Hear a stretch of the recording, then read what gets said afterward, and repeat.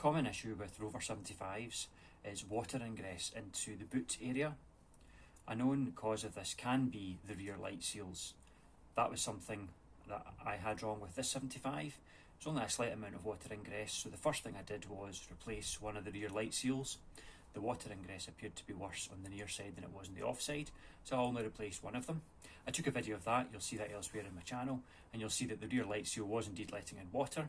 Unfortunately, it hasn't stopped the water ingress, so on further investigation I discovered that there are two vents, black plastic vents behind the cardboard trim, either side of the boot, square vents, and they seals in them are letting in water, and on looking on the forums this is a common issue. Unfortunately, the only way to take these vents out is to take the back bumper off. Although they do come out inside the boot, there are tabs on them which are only accessible when you take the bumper off. That's what today's video is going to be all about. So the first thing I'll do is I'll show you the vents. So if you have this issue yourself, this is somewhere that you could look. I'll show you where they are and how to get to them. All you have to do is peel back the cardboard trim like this and like this, either side of the boot.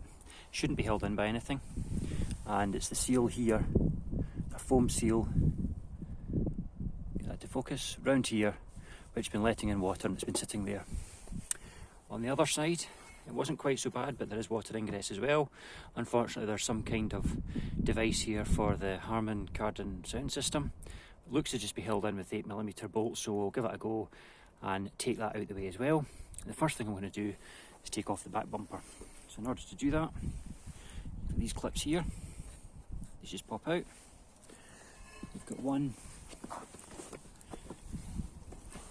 under here. See if you can see that. Yep, you can see I've already sprayed it up. There, one on the other side, and then there'll be some where the towing eye is as well. This bumper's had a bit of a cutout for the towing electrics, and also if you have parking sensors, which I do, there's a multi-plug as well, so you need to be careful when you take the bumper off. What I'll do first is I'll take off the two bolts underneath behind each rear wheel.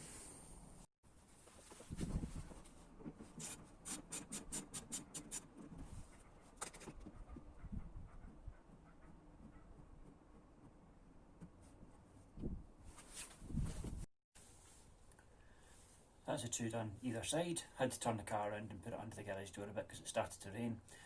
So there's two just under here, and they've got a little black plastic cap on them as well. So we'll take that off and then see what's underneath.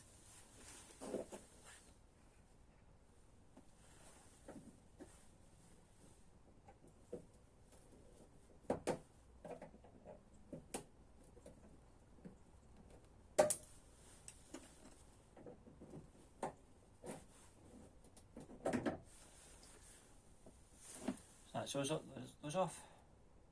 One wasn't one was kind of incomplete, but so you just pull down the little tab that's there and they should just come right off. Let's move on to the top. We'll go and take off the little plastic screws on top of the bumper here. I've already taken off one.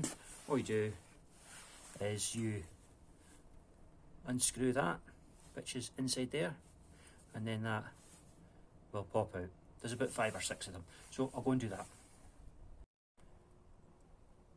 So that's all the fixings undone. So now probably comes the hard part. You need to pull the bumper away from the side of the car on both sides. Let's see if it's going to work. Fingers crossed.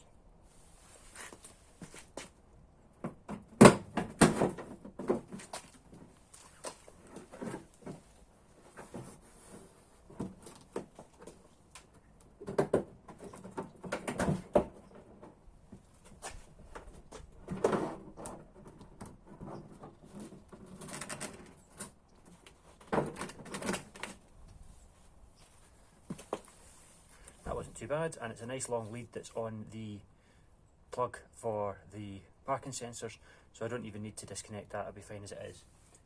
Here's your vent. So let's get a screwdriver now and see if we can pop these tabs and push it in. Actually no, the thing I need to do first is the sound system. is behind here, so I need to take that off and then we'll come back. Right, I finally got that sound system off. There was an awful lot of bolts holding it on, so there's a kind of big bracket here. That's held on by some bolts, and also this here, it's got that big rod there holding that on. Now, I don't think I'm going to be able to get this vent out because it appears to have been tiger sealed on. The tiger seal obviously does breach after a number of years, so it might just be the case I'll have to seal it from the outside, but we'll try and get it off without breaking it, see how we get on. The other side, it's a bit dark in there, actually can't really see it. That looks to be more straightforward. Give it a go.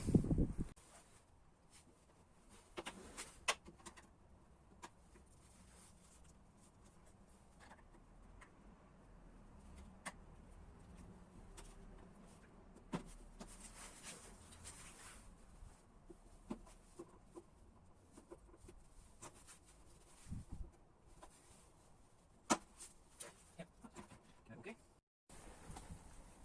So here's the hole that's left by the vents. As you'll see here as well, look at that, no rot at all. Right, let's get these cleaned up. Apologies if I've got a slightly pained expression on my face. I've just absolutely rattled my knee off an edge in the concrete floor that was underneath my mat. Didn't see it. I'm in quite a lot of pain at the moment. Don't mind me. Let's have a seat. So I put the silicone on. Let's have a go.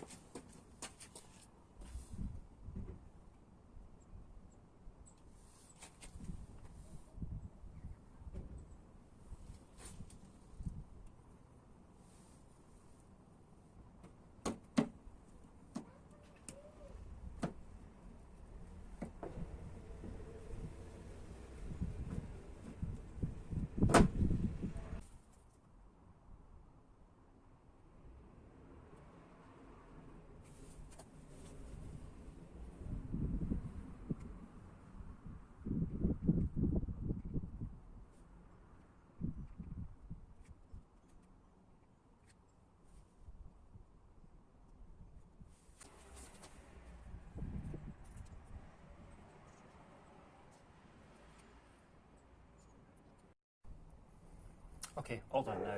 Tidied that up. Need to make sure that these are still free and moving.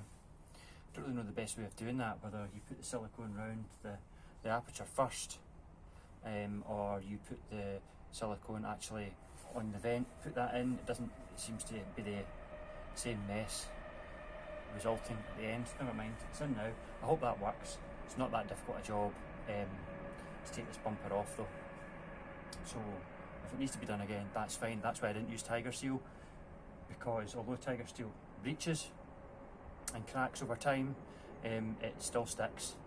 So you're left with something that leaks but you can't get off, and the only way to get it off is to break it up into bits.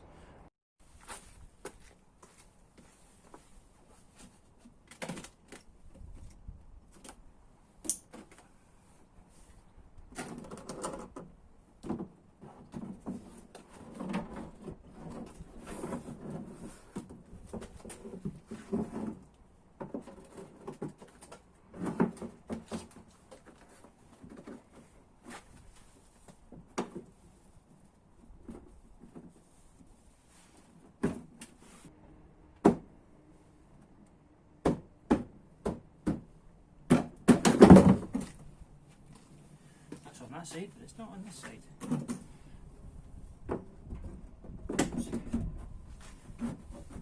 we go.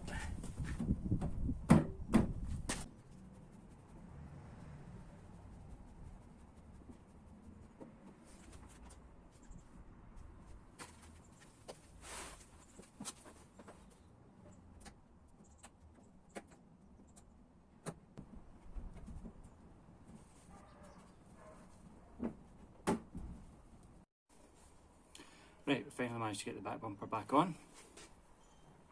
Maybe a bit dark, sorry. Doesn't seem to be much in the way of fixings at this side, just clips. But it's on as it was before. So what we'll do now is we'll build back up the sound system stuff in the boot. There's a lot of it. I'm not actually looking forward to this. Now my enthusiasm's been drained a little bit by the rain, and that bumper was a bit of a footer to get on, to be honest. Anyway, here we go. So we've got all this stuff to put back on, so better crack on. Right, that is that all back in now. That was an absolute war. That is really fiddly, so it still works. Those two, so there's two 8mm there. That also holds a big bracket that holds the CD changer and all this stuff on.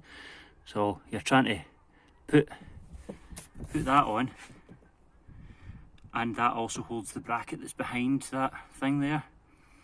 And it's self-tapping bolts, and of course there's different bolts that went into the plastic holes than before, so I had to, they basically re-tap themselves, and that was an absolute war. I'm afraid to say the air was blue.